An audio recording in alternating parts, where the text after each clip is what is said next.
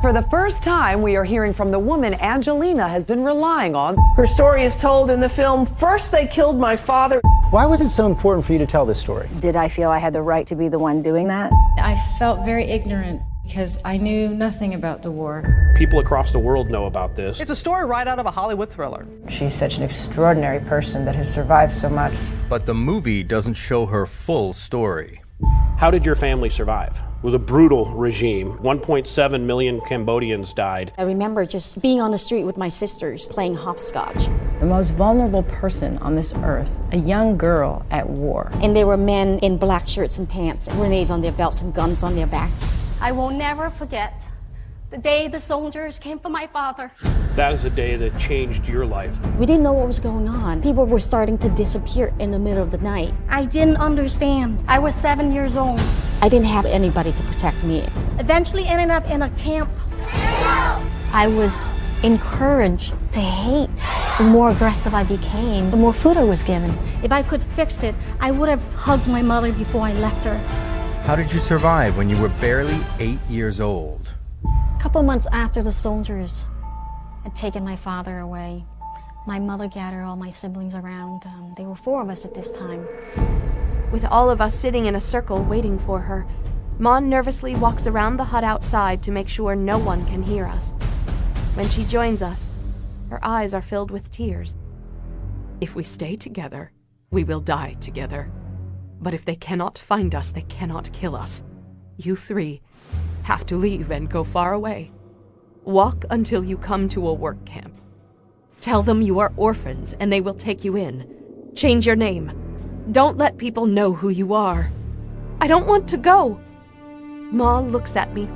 You have no choice, she says. Remember, don't come back. She turns me around by the shoulders, pushing me away. After a few steps, I turn around and see that Ma has already gone back into the hut. I thought she didn't love me. I thought she didn't want me. I felt abandoned by her. You know, after my father, there was still a hope that we could get back together and the war would end. I just knew it would never be the same. And I marched off, eventually ended up in a camp. The child soldiers camp. I would be taken out and be trained with guns and knives.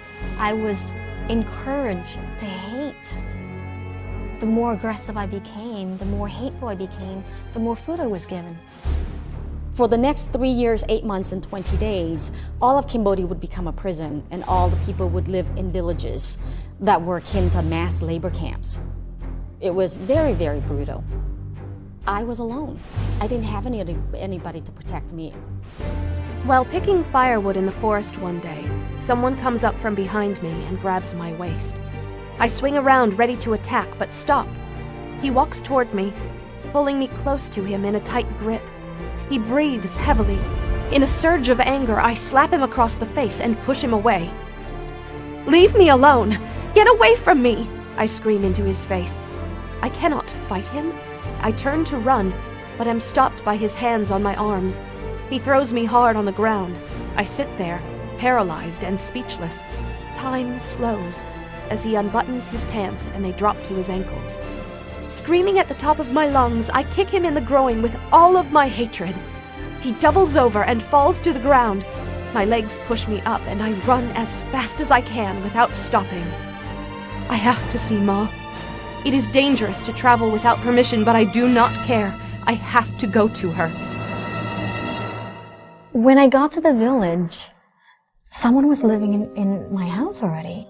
And I asked the woman where my mother was, and she said she didn't know, and that the soldiers had came for my mother and 4-year-old sister.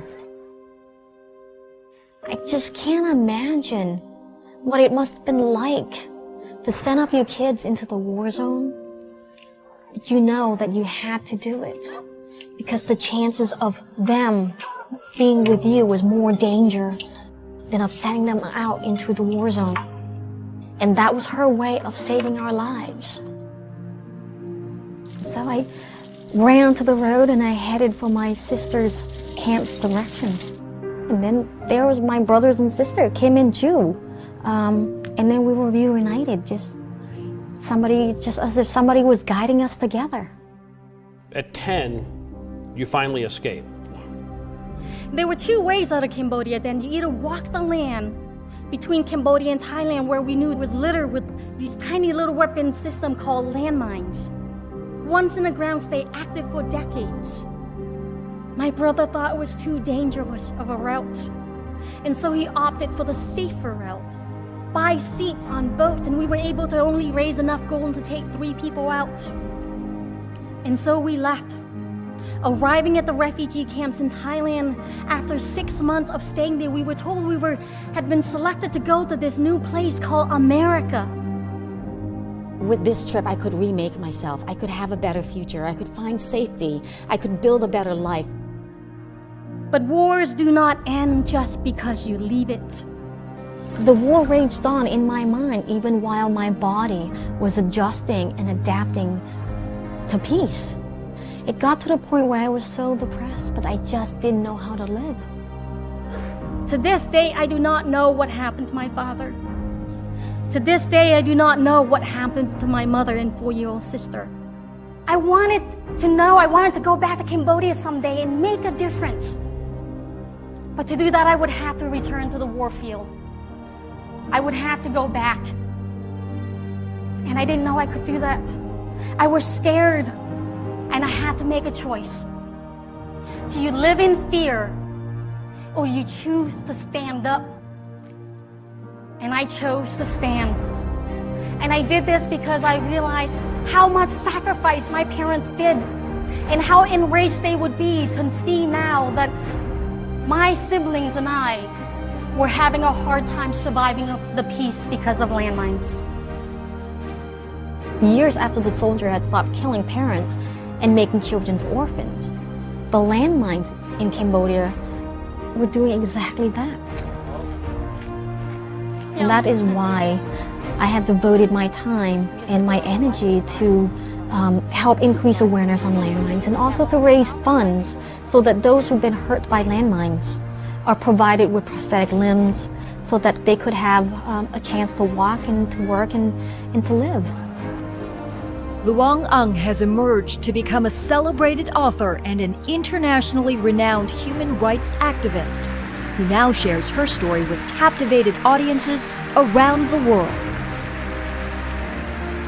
When I feel weak and vulnerable, I remember that I come from a long line of survivors, that I come from a long line of fighters, that I cannot dishonor their love and memories and spirits and courage in such a way as to give up and not take that next breath. And I change how I look at the world. I change how I look at all of us as survivors, as having strength and resiliencies. I change my story from that of being fragmented to one where I could see the wholeness of not just my experience, but my mother's, my father's, where you realize that this is not about you, that we are not alone in our journey to heal, because we are here, and that is victory. We breathe, and that is victory. We have life, and that is victory.